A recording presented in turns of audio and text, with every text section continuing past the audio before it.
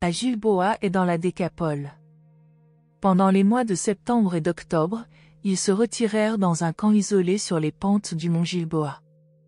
Jésus y passa le mois de septembre seul avec ses apôtres, les enseignant et les instruisant dans les vérités du royaume. Il y avait bien des raisons pour que Jésus et ses apôtres se retirent, à ce moment-là, sur la frontière de la Samarie et de la Décapole. Les dirigeants religieux de Jérusalem étaient très hostiles. Hérode Antipas détenait toujours Jean en prison, craignant autant de le libérer que de l'exécuter, et il continuait à suspecter Jean et Jésus d'être d'une manière ou d'une autre de connivence. Ces conditions rendaient contre-indiqué le projet d'une campagne active soit en Judée, soit en Galilée. Il y avait encore une troisième raison, la tension lentement croissante entre les chefs des disciples de Jean et les apôtres de Jésus, tension qui s'aggravait avec l'augmentation du nombre des croyants. Jésus savait que les temps du travail préliminaire d'enseignement et de prédication étaient à peu près passés, et que ses prochains actes impliqueraient le commencement du plein effort final de sa vie terrestre. Il ne voulait pas que le déclenchement de cette entreprise fût en aucune manière éprouvant ou embarrassant pour Jean le Baptiste. C'est pourquoi Jésus avait décidé de passer quelque temps dans une retraite, à revoir son enseignement avec ses apôtres, et ensuite de travailler paisiblement dans les villes de la Décapole jusqu'à ce que Jean fût ou bien exécuté, ou bien libéré pour se joindre à eux dans un effort unifié. 1. Le campement de Gilboa. À mesure que le temps passait, les 12 étaient de plus en plus dévoués à Jésus et s'engageaient plus à fond dans le travail du royaume. Leur dévotion était surtout une affaire de loyauté personnelle. Ils ne saisissaient pas son enseignement complexe, ils ne comprenaient pleinement ni la nature de Jésus ni la signification de son effusion sur terre. Jésus expliqua clairement à ses apôtres qu'ils se retiraient pour 3 raisons. Pour consolider leur compréhension de l'évangile du royaume et affermir leur foi envers cet évangile. 2. Pour permettre à l'opposition à leur œuvre de se calmer, tant en Judée qu'en Galilée. 3. Pour attendre la décision sur le sort de Jean le Baptiste. Durant leur séjour sur le mont Gilboa, Jésus donna aux 12 beaucoup de détails sur sa jeunesse et sur ses expériences sur le mont Hermon. Il leur révéla également une partie de ce qui s'était passé dans les collines, durant les 40 jours qui suivirent immédiatement son baptême, et il les adjura instamment de ne parler à personne de ces expériences avant qu'il ne soit retourné vers le Père. Au cours de ces semaines de septembre, les apôtres se reposèrent, eurent des entretiens, racontèrent leurs expériences depuis le moment où Jésus les avait appelés au service et s'engagèrent dans un sérieux effort pour coordonner ce que le Maître leur avait enseigné jusqu'alors. Dans une certaine mesure, ils avaient tout le sentiment que ce serait leur dernière occasion de prendre un repos prolongé. Ils comprirent clairement que leur prochain effort public, soit en Judée, soit en Galilée, marquerait le commencement de la proclamation définitive du royaume à venir, mais ils n'avaient pas d'idée bien établie sur ce que serait ce royaume lors de sa venue. Jean et André pensaient que le royaume était déjà venu, Pierre et Jacques croyaient qu'il était encore à venir, Nathanaël et Thomas confessaient franchement qu'ils étaient perplexes, Matthieu, Philippe et Simon Zéloté étaient incertains et troublés, les 2 jumeaux étaient béatement ignorants de la controverse, et Judas Iscario était silencieux et très réservé. Jésus passa une grande partie de ce temps seul dans la montagne près du camp. À l'occasion, il emmenait Pierre, Jacques ou Jean, mais, le plus souvent, il s'éloignait pour prier ou communier dans la solitude. Après le baptême de Jésus et ses 40 jours dans les collines de Pérée, il n'est guère exact de qualifier de prière ces périodes de communion avec son Père, et il n'est pas non plus logique de dire que Jésus était en adoration. Par contre, il est entièrement correct d'appeler ces périodes des moments de communion personnelle avec son Père. Le thème central des discussions, durant tout le mois de septembre, fut la prière et l'adoration. Après avoir discuté de l'adoration pendant quelques jours, Jésus finit par prononcer son mémorable discours sur la prière, en réponse à la requête de Thomas, « Maître, apprends-nous à prier ». Jean avait enseigné une prière à ses disciples, une prière pour le salut dans le royaume à venir. Bien que Jésus n'eût jamais interdit à ses disciples d'employer la forme de prière de Jean, les apôtres perçurent très tôt que leur maître n'approuvait pas entièrement la pratique de prononcer des prières immuables et officielles. Néanmoins, les croyants demandaient constamment qu'on leur apprenne à prier. Les 12 désiraient ardemment connaître la forme de supplique que Jésus approuverait. Ce fut principalement à cause de ce besoin d'une supplique simple pour le commun du peuple que Jésus consentit alors, en réponse à la requête de Thomas, à leur enseigner une forme suggestive de prière. Jésus donna cette leçon un après-midi de la 3e semaine de leur séjour sur le mont Gilboa. 2. Le discours sur la prière. Jean vous a, en vérité, appris une simple forme de prière. Ô Père, purifie-nous du péché, montre-nous ta gloire, révèle ton amour et laisse ton esprit sanctifier notre cœur à toujours. Amen. Il a enseigné cette prière pour que vous ayez quelque chose à enseigner à la multitude. Il n'avait pas l'intention de vous voir utiliser cette supplique immuable et officielle comme expression de votre propre âme en prière. La prière est entièrement une expression personnelle et spontanée de l'attitude de l'âme envers l'esprit. La prière devrait être la communion de filiation et l'expression de la fraternité. Quand elle est dictée par l'esprit, la prière mène au progrès spirituel coopératif. La prière idéale est une forme de communion spirituelle qui conduit à l'adoration intelligente. La vraie prière est l'attitude sincère d'un élan vers le ciel pour atteindre vos idéaux. La prière est le souffle de l'âme et devrait vous inciter à persévérer dans vos tentatives pour mieux connaître la volonté du Père. Si l'un de vous a un voisin et va le trouver à minuit en disant « Ami, prête-moi 3 miches, car un de mes amis en voyage est venu me voir et je n'ai rien à lui offrir », et si votre voisin répond « Ne me dérange pas, car la porte est maintenant fermée et les enfants et moi sommes au lit, je ne peux donc me lever pour te donner du pain », vous insisterez en expliquant que votre ami a faim et que vous n'avez pas de nourriture à lui offrir. Votre voisin ne se lèvera pas pour vous donner du pain par amitié pour vous, mais je vous dis qu'à cause de votre importunité, il se lèvera et vous donnera autant de miches qu'il vous en faut. Si donc la persistance gagne les faveurs même des hommes mortels, combien plus votre persistance dans l'esprit obtiendra-t-elle pour vous le pain de vie des mains bienveillantes du Père qui est aux cieux. Je vous le dis de nouveau, demandez et l'on vous donnera, cherchez et vous trouverez, frappez et l'on vous ouvrira. Car quiconque demande reçoit, celui qui cherche trouve, et la porte du salut sera ouverte à celui qui frappe. Quel père d'entre vous, si son fils fait une demande inconsidérée, hésitera à donner selon la sagesse parentale plutôt que selon les termes de la demande mal avisée de son fils? Si l'enfant a besoin d'une miche, lui donnerez-vous une pierre simplement parce qu'il vous l'a étourdiment demandé? Si votre fils a besoin d'un poisson, lui donnerez-vous un serpent d'eau simplement parce que vous en avez attrapé un dans vos filets avec les poissons, et que l'enfant vous demande sottement le serpent? Si donc, étant mortel et fini, vous savez répondre aux prières et faire à vos enfants des présents bénéfiques, combien plus votre Père Céleste donnera-t-il l'esprit et nombre de bénédictions supplémentaires à ceux qui les lui demanderont? Les hommes devraient toujours prier et ne pas se laisser décourager. Laissez-moi vous raconter l'histoire d'un certain juge qui vivait dans une ville perverse. Ce juge ne craignait pas Dieu et n'avait pas de respect pour les hommes. Or il y avait dans cette ville une veuve nécessiteuse qui allait constamment chez ce juge injuste en lui disant « Protège-moi de mon adversaire ». Pendant quelque temps, il ne voulut pas lui prêter attention, mais bientôt il se dit en lui-même « Je ne crains pas Dieu et n'ai pas de considération pour les hommes, mais, parce que cette veuve ne cesse de me déranger, je ferai droit à sa revendication de peur qu'elle ne m'épuise par ses visites continuelles. » Je vous raconte ces histoires pour vous encourager à persévérer dans la prière, et non pour vous laisser croire que vos suppliques modifieront la justice et la droiture du Père Céleste. Cependant, votre persistance n'est pas destinée à gagner la faveur de Dieu, mais à changer votre attitude terrestre et à accroître la capacité de votre âme à recevoir l'Esprit. Mais, lorsque vous priez, votre foi est bien faible. Une foi authentique déplacera les montagnes de difficultés matérielles qui peuvent se trouver sur le sentier de l'expansion de l'âme et du progrès spirituel.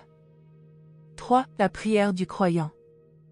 Mais les apôtres n'étaient pas encore satisfaits, ils désiraient que Jésus leur donne une prière modèle qu'ils puissent enseigner aux nouveaux disciples.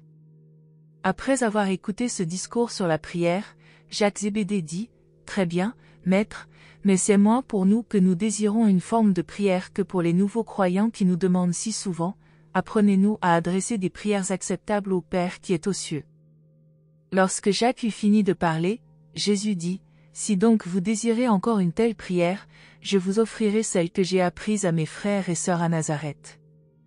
Notre Père, qui es aux cieux, que ton nom soit sanctifié. Que ton règne vienne, que ta volonté soit faite. Sur terre comme elle l'est au ciel. Donne-nous aujourd'hui notre pain pour demain. Rafraîchis nos âmes avec l'eau de la vie. Et pardonne à chacun de nous ses offenses. Comme nous avons aussi pardonné à ceux qui nous ont offensés. Sauve-nous dans la tentation, délivre-nous du mal. Et rends-nous de plus en plus parfaits comme toi-même. Il n'est pas étonnant que les apôtres aient désiré que Jésus leur apprenne une prière modèle pour les croyants. Jean le Baptiste avait enseigné plusieurs prières à ses disciples, tous les grands instructeurs avaient formulé des prières pour leurs élèves. Les éducateurs religieux des Juifs avaient 25 ou 30 prières immuables qu'ils récitaient dans les synagogues et même au coin des rues. Jésus était particulièrement opposé à la prière en public. Jusqu'alors, les 12 ne l'avaient entendu prier qu'en de rares occasions. Ils le voyaient passer des nuits entières en prière ou en adoration, et ils étaient très curieux de connaître la nature ou la forme de ses suppliques. Ils étaient poussés dans leur dernier retranchement pour répondre aux multitudes demandant qu'on leur apprenne à prier comme Jean l'avait appris à ses disciples. Jésus enseigna aux 12 à toujours prier en secret, à partir seuls dans les tranquilles paysages de la nature ou à aller dans leur chambre et à fermer les portes quand ils s'adonnaient à la prière. Après la mort de Jésus et son ascension auprès du Père, la pratique s'établit chez beaucoup de croyants de finir cette prière appelée prière du Seigneur en y ajoutant « Au nom du Seigneur Jésus-Christ ». Plus tard encore, 2 lignes furent perdues dans les copies et l'on y ajouta la déclaration supplémentaire « Car à toi appartiennent le royaume, le pouvoir et la gloire, pour l'éternité ». Jésus donna aux apôtres sous forme collective la prière telle que sa famille la formulait au foyer de Nazareth. Il n'enseigna jamais de prière personnelle officielle, mais seulement des suppliques collectives, familiales ou sociales. Et il ne le fit jamais spontanément. Jésus enseigna que la prière efficace doit être 1. Désintéressée, pas seulement pour soi-même. 2. Croyante, conforme à la foi. 3. Sincère, honnête de cœur. 4. Intelligente, conforme à la lumière. 5. Confiante, en soumission à la volonté infiniment sage du Père. Quand Jésus passait des nuits entières sur la montagne à prier, c'était surtout pour ses disciples, et en particulier pour les 12. Le Maître priait très peu pour lui-même, mais il pratiquait beaucoup l'adoration, une adoration dont la nature était une communion compréhensive avec son Père du paradis. 4. Compléments sur la prière. Pendant les jours qui suivirent le discours sur la prière, les apôtres continuèrent à poser au Maître des questions concernant cette pratique cultuelle d'une importance capitale. On peut résumer et reformuler comme suit, en langage moderne, les instructions sur la prière et l'adoration que Jésus donna aux apôtres durant ces journées. La répétition sérieuse et fervente d'une supplique quelconque, quand cette prière est l'expression sincère d'un enfant de Dieu et qu'elle est formulée avec foi, si peu susceptible qu'elle soit de recevoir une réponse directe et si mal avisée qu'elle puisse être, ne manque jamais d'accroître la capacité de l'âme pour la réceptivité spirituelle. Dans toutes vos prières, souvenez-vous toujours que la filiation est un don. Nul enfant ne doit s'occuper de gagner le statut de fils ou de fille. L'enfant terrestre vient à l'existence par la volonté de ses parents. De même, l'enfant de Dieu parvient à la grâce et acquiert la nouvelle vie de l'Esprit par la volonté du Père qui est aux cieux. Il faut donc que le royaume des cieux, la filiation divine, soit reçu comme par un petit enfant. On gagne la droiture, le développement progressif du caractère, mais on reçoit la filiation par grâce et au moyen de la foi. La prière éleva Jésus à la supercommunion de son âme avec les dirigeants suprêmes de l'univers des univers. La prière élèvera les mortels de la terre à la communion de la véritable adoration. La capacité de réception spirituelle de l'âme détermine la quantité de bénédictions célestes que l'on peut s'approprier personnellement et comprendre consciemment comme une réponse à la prière. La prière, et l'adoration qui lui est associée, est une technique pour se détacher de la routine de la vie courante, des travaux monotones de l'existence matérielle. C'est une méthode pour s'épanouir spirituellement et acquérir l'individualité intellectuelle et religieuse. La prière est un antidote contre l'introspection nuisible, au moins, la prière, telle que le Maître l'a enseignée, apporte ce bienfait à l'âme. Jésus employa avec persistance l'influence bénéfique de la prière pour autrui. Le Maître priait en général au pluriel et non pas au singulier. C'est seulement dans les grandes crises de sa vie terrestre qu'il pria pour lui-même. La prière est le souffle de la vie de l'esprit au milieu de la civilisation matérielle des races de l'humanité. L'adoration constitue le salut pour les générations de mortels qui recherchent le plaisir. De même que l'on peut assimiler la prière à la recharge des batteries spirituelles de l'âme, de même on peut comparer l'adoration au fait d'accorder l'écoute de l'âme sur la fréquence des communications universelles de l'Esprit infini du Père universel. La prière est le regard sincère et plein de désir jeté par l'enfant sur son Père spirituel, c'est un processus psychologique consistant à échanger la volonté humaine contre la volonté divine. La prière fait partie du plan divin pour remodeler ce qui existe en ce qui devrait exister. L'une des raisons pour lesquelles Pierre, Jacques et Jean, qui accompagnaient si souvent le Maître dans ses longues veilles nocturnes, n'entendirent jamais Jésus prier, vient de ce que leur Maître exprimait fort rarement ses prières en langage parlé. Pratiquement, toutes les prières de Jésus étaient faites dans l'esprit et dans le cœur, en silence. Parmi tous les apôtres, ce furent Pierre et Jacques qui furent le plus près de comprendre l'enseignement du Maître sur la prière et l'adoration. 5. Autres formes de prière.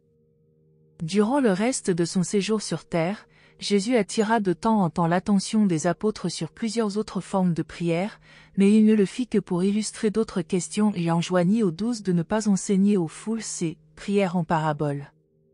Beaucoup d'entre elles venaient d'autres planètes habitées, mais Jésus ne révéla pas ce fait aux 12. Parmi elles se trouvaient les suivantes. Notre Père en qui subsistent les royaumes de l'univers. Que ton nom soit exalté et ton caractère glorifié. Ta présence nous englobe et ta gloire est manifestée. Imparfaitement à travers nous, comme elle se montre en perfection au ciel. Donne-nous aujourd'hui les forces vivifiantes de lumière. Et ne nous laisse pas errer dans les mauvaises voies détournées de notre imagination. Car à toi appartiennent la glorieuse présence intérieure, le pouvoir éternel. Et à nous le don éternel de l'amour infini de ton Fils. Ainsi soit-il, en vérité éternelle. Notre parent créateur, qui est au centre de l'univers, effuse sur nous ta nature et donne-nous ton caractère. Fais de nous, par ta grâce, tes fils et tes filles. Et glorifie ton nom par notre accomplissement éternel. Donne-nous ton esprit qui ajuste et contrôle nos pensées, qu'il vive et demeure en nous. Pour nous permettre de faire ta volonté sur cette sphère comme les anges exécutent tes ordres dans la lumière. Soutiens-nous aujourd'hui dans notre progression le long du sentier de la vérité. Délivre-nous de l'inertie, du mal et de toute transgression impie. Sois patient avec nous, de même que nous témoignons une bienveillance affectueuse à notre prochain. Répands l'esprit de ta miséricorde dans notre cœur de créature. Conduis-nous de ta propre main, pas à pas, dans le dédale incertain de la vie. Et, quand viendra notre fin, reçois dans ton sein nos esprits fidèles. Ainsi soit-il, que ta volonté soit faite, et non nos désirs. Astérisque astérisque astérisque. Notre Père céleste parfait et juste. Guide et dirige aujourd'hui notre voyage. Sanctifie nos pas et coordonne nos pensées. Conduis-nous toujours dans les voies du progrès éternel. Remplis-nous de sagesse jusqu'à la plénitude du pouvoir. Et vivifie-nous de ton énergie infinie. Inspire-nous par la conscience divine. De la présence et de la gouverne des armées séraphiques. Guide-nous toujours plus haut dans le sentier de lumière. Justifie-nous pleinement au jour du grand jugement. Rends-nous semblables à toi en gloire éternelle. Et reçois-nous à perpétuité dans ton service exalté.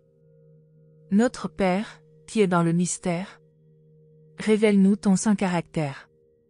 Donne aujourd'hui à tes enfants terrestres de voir le chemin, la lumière et la vérité. Montre-nous le sentier du progrès éternel. Et donne-nous la volonté d'y marcher. Établis en nous ta divine souveraineté. Et effuse ainsi sur nous la pleine maîtrise du moi. Ne nous laisse pas nous égarer dans des sentiers de ténèbres et de mort. Conduis-nous perpétuellement auprès des eaux vivantes. Par égard pour toi-même, écoute les prières que nous faisons. Sois heureux de nous rendre de plus en plus semblables à toi. À la fin, pour l'amour du divin Fils, reçois-nous dans les bras éternels. Ainsi soit-il, que ta volonté soit faite, et non la nôtre. Glorieux Père et Mère, unifiés en un seul parent, nous voudrions être fidèles à ta nature divine. Que ta propre personne revive en nous et à travers nous. Par le don et l'effusion de ton Esprit divin. Nous te copierons ainsi imparfaitement dans cette sphère. Tel que tu te montres en perfection et en majesté au ciel. Donne-nous, jour après jour, ton doux ministère de fraternité. Et conduis-nous, d'instant en instant, dans la voie du service aimant. Sois toujours et infailliblement patient avec nous. Comme nous témoignons ta patience à nos enfants. Donne-nous la divine sagesse qui accomplit bien toutes choses. Et l'amour infini qui est bienveillant envers toute créature. Effuse sur nous ta patience et ta bienveillance affectueuse. Afin que notre charité enveloppe les faibles du royaume. Quand notre carrière sera achevée, fais d'elle un honneur pour ton nom. Un plaisir pour ton esprit de bonté et une satisfaction pour ceux qui soutiennent notre âme. Que le bien éternel de tes enfants mortels ne soit pas celui que nous souhaitons, ô notre Père aimant, mais celui que tu désires. Ainsi soit-il. Notre toute fidèle source et notre centre tout-puissant. Que le nom de ton Fils plein de grâce soit saint et révéré. Tes bontés et tes bénédictions sont descendues sur nous, nous donnant le pouvoir d'accomplir ta volonté et d'exécuter tes commandements. Donne-nous, d'instant en instant, le soutien de l'arbre de vie. Rafraîchis-nous, jour après jour, avec les eaux vives de ce fleuve. Conduis-nous, pas à pas, hors des ténèbres et dans la lumière divine. Renouvelle notre mental par les transformations de l'esprit intérieur. Quand la fin mortelle finira par nous atteindre, reçois-nous près de toi et envoie-nous dans l'éternité. Couronne-nous des diadèmes célestes du service fructueux. Et nous glorifierons le Père, le Fils et la Sainte Influence. Ainsi soit-il, dans tout un univers sans fin. Notre Père, qui habites dans les lieux secrets de l'univers, que ton nom soit honoré, ta miséricorde révérée et ton jugement respecté. Que le soleil de la droiture brille sur nous au milieu du jour, tandis que nous te supplions de guider nos pas indociles à l'approche de la nuit. Conduis-nous par la main dans les voies que tu auras choisies, et ne nous abandonne pas quand la route est dure et les heures sombres. Ne nous oublie pas comme nous t'oublions et te négligeons si souvent. Mais sois miséricordieux et aime-nous comme nous souhaitons t'aimer. Regarde-nous d'en haut avec bonté et pardonne-nous avec miséricorde. Comme nous pardonnons en justice à ceux qui nous chagrinent et nous blessent. Puisse l'amour, le dévouement et l'effusion du Fils majestueux nous procurer la vie éternelle avec ta miséricorde et ton amour sans fin. Puisse le Dieu des univers effuser sur nous la pleine mesure de son esprit. Donne-nous la grâce de nous plier aux directives de cet esprit. Par le ministère aimant d'armée séraphique dévouée. Puisse le Fils nous guider et nous mener jusqu'à la fin de l'âge. Rends-nous toujours de plus en plus semblables à toi-même. Et, lors de notre fin, reçois-nous dans l'embrassement éternel du paradis. Ainsi soit-il, au nom du Fils d'effusion. Et pour l'honneur et la gloire du Père suprême. Bien que les apôtres ne fussent pas libres de présenter ces leçons sur la prière dans leurs enseignements publics, ils profitèrent beaucoup de toutes ces révélations dans leur expérience religieuse personnelle. Jésus utilisa ces modèles de prière et d'autres encore comme exemples liés à l'instruction intime des 12. La permission de reproduire ces 7 spécimens de prière dans le présent exposé a été spécifiquement accordée. 6. Conférence avec les apôtres de Jean. Vers le 1er octobre, Philippe et plusieurs autres apôtres se trouvaient dans un village voisin, achetant des vivres, lorsqu'ils rencontrèrent quelques-uns des apôtres de Jean le Baptiste. Cette rencontre fortuite sur la place du marché eut pour résultat une conférence de 3 semaines, au camp de Gilboa, entre les apôtres de Jésus et les apôtres de Jean, car Jean, imitant le précédent de Jésus, avait récemment nommé apôtre 12 de ses principaux disciples. Il l'avait fait en réponse à la demande pressante d'Abner, chef de ses loyaux partisans. Jésus resta présent au camp de Gilboa durant toute la première semaine de cette conférence commune, mais s'absenta durant les 2 dernières semaines. Vers le début de la 2e semaine de ce mois, Abner avait rassemblé tous ses associés au camp de Gilboa et se trouvait prêt à conférer avec les apôtres de Jésus. Durant 3 semaines, ces 24 hommes tinrent session 3 fois par jour et 6 jours par semaine.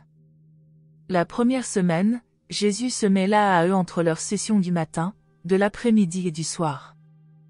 Il voulait que le maître se joigne à eux et préside leurs délibérations conjointes, mais il refusa fermement de participer à leurs discussions. Il consentit cependant à leur parler en 3 occasions, et ces allocutions de Jésus aux 24 portèrent sur les sujets de la compassion, de la coopération et de la tolérance. André et Abner prirent alternativement la présidence de ces réunions communes des 2 groupes apostoliques. Ces hommes avaient bien des difficultés à débattre et de nombreux problèmes à résoudre. Maintes et maintes fois, ils voulurent soumettre leurs ennuis à Jésus, sans autre résultat que de l'entendre dire « Je ne m'occupe que de vos problèmes personnels et purement religieux. Je suis le représentant du Père auprès des individus et non auprès des groupes. Si vous êtes personnellement en difficulté dans vos relations avec Dieu, venez à moi, je vous écouterai et vous conseillerai dans la solution de votre problème. Mais, si vous entreprenez de coordonner des interprétations humaines divergentes relatives à des questions religieuses et à la socialisation de la religion, il vous faut résoudre tous ces problèmes en prenant vos propres décisions. Toutefois, je vous accompagnerai toujours de ma sympathie et de mon intérêt. Quand vous arriverez à des conclusions sur ces affaires dépourvues d'importance spirituelle, et pourvu que vous soyez tous d'accord, je vous garantis d'avance ma pleine approbation et ma sincère coopération.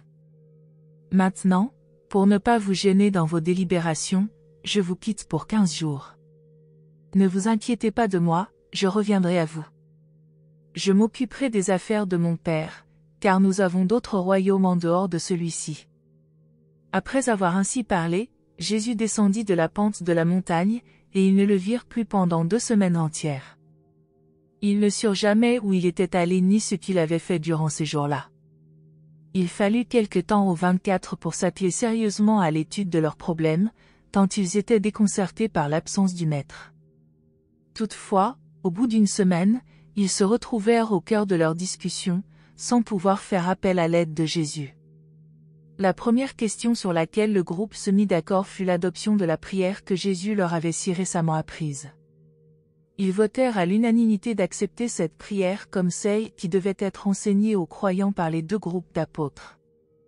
Ils décidèrent ensuite qu'aussi longtemps que Jean vivrait, soit en prison, soit en liberté, les 2 groupes de 12 apôtres poursuivraient leur propre travail et tiendraient, tous les 3 mois, des réunions communes d'1 semaine en des lieux à convenir de temps en temps. De tous leurs problèmes, le plus sérieux était cependant la question du baptême.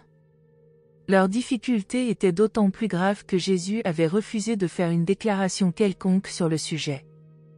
Ils parvinrent finalement à l'accord suivant: tant que Jean vivrait, ou tant qu'il n'aurait pas éventuellement modifié cette décision d'un commun accord, seuls les apôtres de Jean baptiseraient les croyants et seuls les apôtres de Jésus compléteraient l'instruction des nouveaux disciples. En conséquence, depuis ce moment-là et jusqu'après la mort de Jean, 2 apôtres de Jean accompagnèrent Jésus et ses apôtres pour baptiser les croyants, car le conseil conjoint avait voté unanimement que le baptême deviendrait l'étape initiale comme signe extérieur de l'alliance avec les affaires du royaume. Il fut ensuite convenu que, si Jean mourait, les apôtres de Jean se présenteraient à Jésus et se soumettraient à ses directives, ils cesseraient alors de baptiser, à moins d'y être autorisés par Jésus ou ses apôtres. Ils votèrent ensuite qu'au cas où Jean mourrait, les apôtres de Jésus commenceraient à baptiser avec de l'eau en symbole du baptême de l'Esprit divin. La repentance devait-elle ou non être attachée à la prédication du baptême? La question fut laissée au choix de chacun, et aucune décision obligatoire pour le groupe ne fut prise. Les apôtres de Jean prêchaient, « Repentez-vous et soyez baptisés », et les apôtres de Jésus proclamaient, « Croyez et soyez baptisés ». Telle est l'histoire de la première tentative des disciples de Jésus pour coordonner des efforts divergents, régler des différences d'opinion, organiser des entreprises collectives, légiférer sur des observances extérieures et socialiser les pratiques religieuses personnelles. Ils étudièrent bien d'autres questions mineures et se mirent unanimement d'accord sur les solutions. Ces 24 hommes eurent une expérience vraiment remarquable pendant les 2 semaines où ils furent obligés d'affronter les problèmes et de régler les difficultés sans Jésus. Ils apprirent à différer d'opinion, à discuter, à lutter, à prier et à transiger, tout en respectant le point de vue de l'interlocuteur et en maintenant au moins un certain degré de tolérance pour ses opinions sincères. L'après-midi de leur discussion finale sur les questions financières, Jésus revint, entendit le récit de leur délibération, écouta leurs décisions et dit, « Telles sont donc vos conclusions, j'aiderai chacun de vous à mettre en pratique l'esprit de vos décisions communes. » 2 mois et demi plus tard, Jean fut exécuté. Durant tout ce temps, les apôtres de Jean restèrent avec Jésus et les 12. Ils travaillèrent tous ensemble et baptisèrent des croyants au cours de cette période d'apostolat dans les villes de la Décapole. Le camp de Gilboa fut levé le 2 novembre de l'an 27. 7. Dans les villes de la Décapole. Durant les mois de novembre et de décembre, Jésus et les 24 travaillèrent tranquillement dans les villes grecques de la Décapole, principalement à Cytopolis, Gérasa, Abila et Gadara. Ce fut réellement la fin de la période préliminaire de prise en main de l'œuvre et de l'organisation de Jean. L'organisation sociale de la religion d'une nouvelle révélation doit toujours payer le prix du compromis avec les formes et usages établis de la religion précédente qu'elle cherche à sauver. Les disciples de Jésus durent accepter le principe du baptême pour entraîner avec eux, en tant que groupe religieux social, les disciples de Jean le Baptiste. Quant aux disciples de Jean, en se joignant à ceux de Jésus, ils renoncèrent à presque tout, sauf au baptême avec de l'eau. Jésus enseigna peu en public au cours de cette mission dans les villes de la Décapole. Il passa beaucoup de temps à instruire les 24 et tint de nombreuses sessions spéciales avec les 12 apôtres de Jean. Avec le temps, ils comprirent mieux pourquoi Jésus n'allait pas visiter Jean en prison et ne faisait aucun effort pour assurer sa libération. Mais ils ne purent jamais comprendre pourquoi Jésus n'accomplissait pas d'œuvres miraculeuses, pourquoi il refusait de manifester des signes extérieurs de son autorité divine. Avant de venir au camp de Gilboa, ils avaient surtout cru en Jésus à cause du témoignage de Jean, mais bientôt ils commencèrent à croire par suite de leur propre contact avec le Maître et ses enseignements. Durant ces 2 mois, les membres du groupe travaillèrent, la plupart du temps, 2 par 2, un apôtre de Jésus avec un apôtre de Jean. L'apôtre de Jean baptisait, l'apôtre de Jésus instruisait et tous 2 prêchaient l'évangile du royaume tel qu'ils le comprenaient. Et ils gagnèrent beaucoup d'âmes parmi ces juifs apostats et ces gentils. Abner, chef des apôtres de Jean, devint un dévoué croyant en Jésus et il fut nommé plus tard chef d'un groupe de 70 éducateurs chargés par le Maître de prêcher l'Évangile. Puis, au camp près de Péla. À la fin de décembre, ils allèrent tous près du Jourdain, à proximité de Péla, où ils recommencèrent à enseigner et à prêcher. Aussi bien les Juifs que les gentils venaient à ce camp pour entendre l'Évangile. Un après-midi, pendant que Jésus enseignait la foule, certains amis intimes de Jean apportèrent au Maître le dernier message qu'il devait recevoir du Baptiste.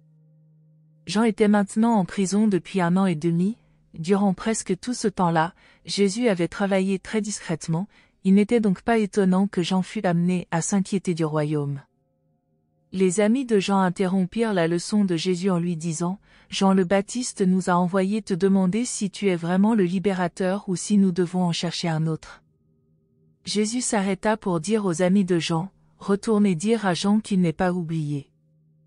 Dites-lui ce que vous avez vu et entendu, que la bonne nouvelle est prêchée aux pauvres. » Après avoir dit encore quelques mots aux messagers de Jean, Jésus se tourna de nouveau vers la foule et dit, « Ne croyez pas que Jean mette en doute l'évangile du royaume.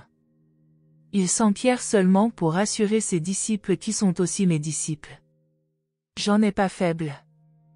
À vous qui avez entendu Jean prêcher avant qu'Hérode ne le mette en prison, laissez-moi vous demander ce que vous avez vu en lui. Un roseau secoué par le vent? Un homme d'humeur changeante et habillé de vêtements douillets? En règle générale, ceux qui sont vêtus somptueusement et vivent en sybarite se rencontrent dans les cours des rois et les demeures des riches. Mais qu'avez-vous aperçu en voyant Jean? Un prophète? Oui, je vous le dis, et bien plus qu'un prophète.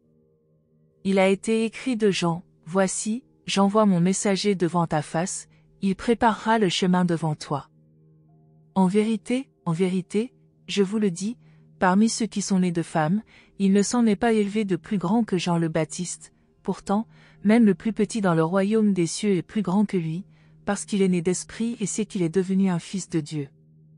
Beaucoup de ceux qui entendirent Jésus ce jour-là se soumirent au baptême de Jean, proclamant ainsi publiquement leur entrée dans le royaume.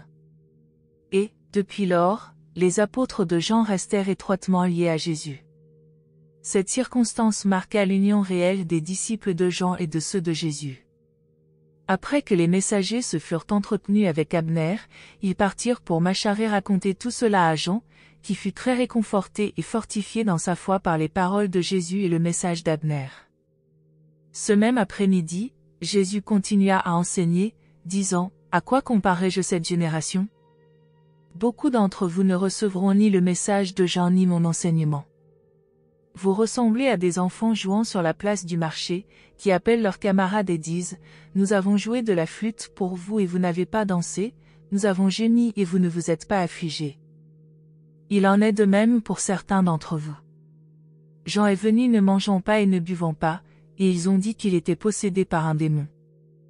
Le Fils de l'homme vient, mangeant et buvant, et les mêmes personnes disent, « Voyez, il est un gourmand et un buveur de vin, un ami des publicains et des pécheurs. » En vérité, la sagesse est justifiée par ses enfants. Il semble que le Père Céleste ait caché quelques-unes de ces vérités aux sages et aux arrogants, tandis qu'il les a dévoilées à de petits enfants. Mais le Père fait bien toutes choses, il se révèle à l'univers par les méthodes de son propre choix. Venez donc, vous tous qui peinez et portez de lourds fardeaux, et vous trouverez du repos pour votre âme. Prenez sur vous le joug divin, et vous éprouverez la paix de Dieu, qui dépasse tout entendement. 9. La mort de Jean le Baptiste. Jean le Baptiste fut exécuté, par ordre d'Hérode Antipas, le soir du 10 janvier de l'an 28.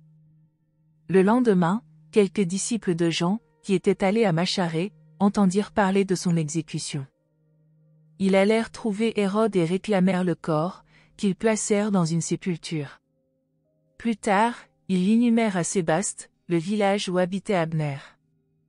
Le lendemain 12 janvier, ils partirent vers le nord, en direction du camp des apôtres de Jean et de Jésus près de Péla, et racontèrent à Jésus la mort de Jean. Quand Jésus eut entendu leur rapport, il congédia la multitude, appela les 24 autour de lui et leur dit, « Jean est mort. Hérode l'a fait décapiter. Tenez ensemble, ce soir, une séance de conseil et arrangez vos affaires en conséquence. Il n'y aura plus de délai. L'heure est venue de proclamer le royaume ouvertement et avec puissance. Demain, nous irons en Galilée. » En conséquence, de bonne heure le matin du 13 janvier de l'an 28, Jésus et les apôtres, accompagnés de quelques 25 disciples, se rendirent à Capharnaüm et logèrent pour la nuit dans la maison de Zébédée. Merci de nous avoir rejoints aujourd'hui, et je vous retrouve bientôt pour une nouvelle exploration passionnante.